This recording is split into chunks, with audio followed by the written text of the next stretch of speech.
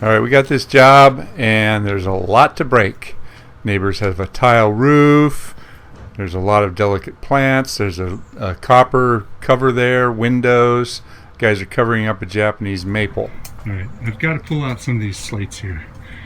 And what I'm going to do is I'm going to lean them up against the plywood over here. But to put them back in order, I'm going to number them. 1, 2, 3, 4, 5, 6,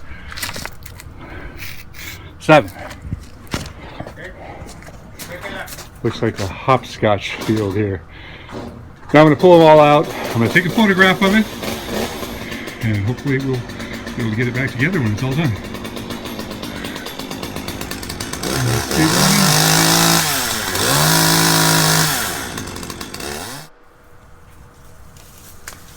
Okay, I put my son Kalen on this job. This is, I think this is the first time he's really used a SPEEDLINE, so this was a bit of an education for him. Dad was there, myself, critiquing him, and you know the old story about fathers and sons. As big as you're going to want to do. I don't think he appreciated it, but I couldn't help myself. And he made a few mistakes. There was a couple times that was a big mistake right there. He didn't anticipate it getting hung up and didn't utilize the value of the SPEEDLINE to be able to pull it up and out of the way. I got an idea. There's a lot to recognize with the SPEEDLINE, and the ability to have the ground worker make an adjustment for you and pull it up and out of the way really is important. We had a roof right here which we didn't want to impact, but a couple of times he didn't set the SPEEDLINE up, and there we go. The SPEEDLINE didn't even work because it kept the weight of the wood off the roof, so it didn't damage the roof. But I had to get up there and pull it all down and get it out of the way. So he moved the SPEEDLINE over and adjusted it so it was right next to it instead of having the motion. And he was arguing with me, saying, "Well, then it's hard for me to get the rope back."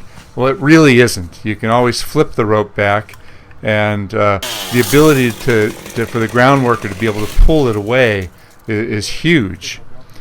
Now, sometimes it makes sense to have your SPEEDLINE right next to the cut that you're doing if you're making small enough cuts. Now, this is black locust.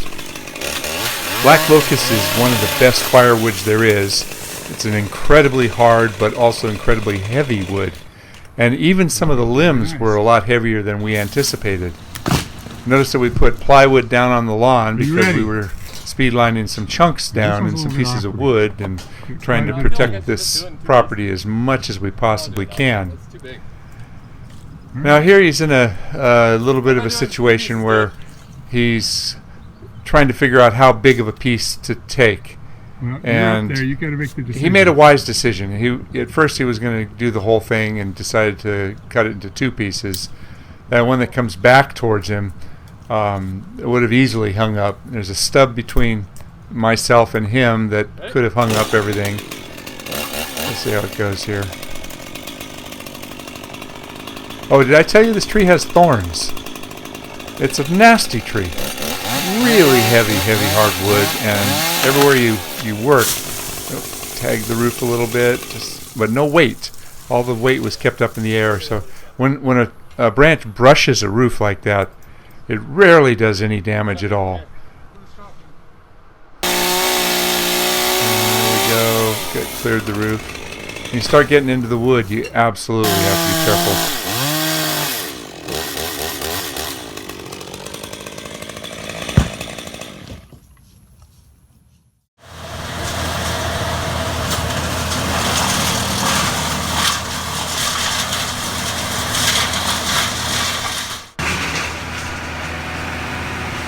Now we're getting into lowering conventionally a little bit. Sometimes the pieces of wood, it's better not to send them down a SPEEDLINE. Sometimes it's better to chunk them down the way you normally do. You have to make your decisions. It's not all SPEEDLINE, it's not all normal lowering. Sometimes it's making cuts and throwing individual pieces down. But the distance we had in between the house and the fence was quite narrow, There was roots protruding up that would have caused things to bounce around. There was a gas main there. There was a bunch of other pipes. There was just too much to risk, so we opted to rope almost everything down from this tree. So I told Kaylin to go until lunchtime, and then we'd switch here. off. This little Japanese maple right here, we put a tarp on top of it because if anything comes down and hooks it, it catches the tarp and pulls the tarp off. If anything impacts it, the tarp's not going to do any good at all. But without the tarp, it's such a catchy thing that it could actually hook a branch in the Japanese maple, and as it slides down, pull it off. So that's just, it helps. It really does help. Seems kind of insignificant, but that plant is worth a lot of money. This one's not doing so good at all.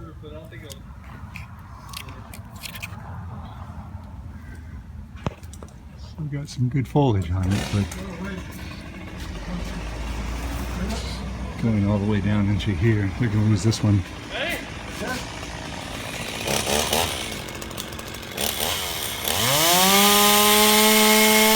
As we're getting further and further away here, it's a little bit harder.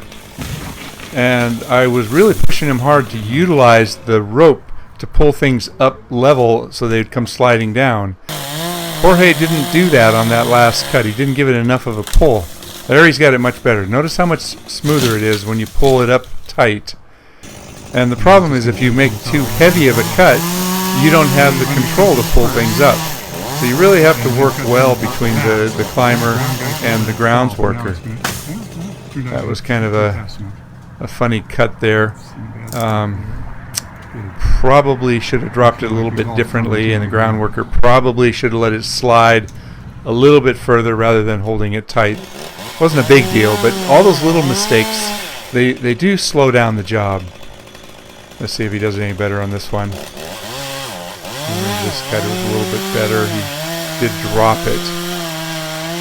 The ground worker has to anticipate when you're getting stuff free because you don't want things swinging out and swinging back. So he let it go and get down below the climber and then got control of it and brought it down. It's funny, it doesn't look bad, but that wood is really, really heavy. See there, it could have been a problem if he had held tight. It could have swung back into the climber. Alright, here was an awkward spot. I'm a little taller than Jorge, so he started and I actually told him to stop and I took over. It's hard to work. Sometimes you have to work up over your head. I made the cut on this one. I actually had to use a pry bar to pop it loose. We were using the dolly to get it out of here, but it was a little too narrow, so we had to do a little bit of cutting on this piece of the stud. We used 2 ropes on this one, only because we were trying to control it from swinging around and flip-flopping. Both the guys were in the back there. I don't normally use 2 ropes to rope things down, but it's hard to tell, but it made sense on this particular piece of wood. And it's a lot heavier than it looks. That locust wood is just so dense, so hard. So both those guys had to work in tandem to manage it to come down. I think one rope was in an awkward spot way up high and it would have pulled it over, and the other one was more of a controlling rope. This dolly that we have is amazing. We can put 1,000 pounds or more on there. It took the 3 of them to carry it out because the top was so heavy. Then we put it in the back of my pickup. I'm going to mill that log. Jorge got up in the tree after this. This was after lunchtime.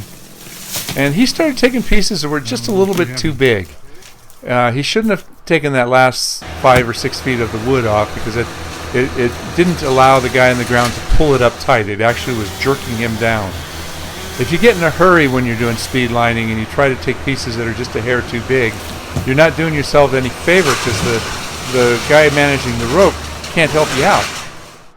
End of the day, loaded up all the wood. The guys took all the chips to the dump, brought the empty truck back. And I'll tell you, this stuff is really, really heavy. Yeah, I'll probably get it. We can get that one then. Oh, come on, you guys can get These guys are strong. That piece is a push. Yeah, you with your hurt back? I think they ended up cutting that one in half.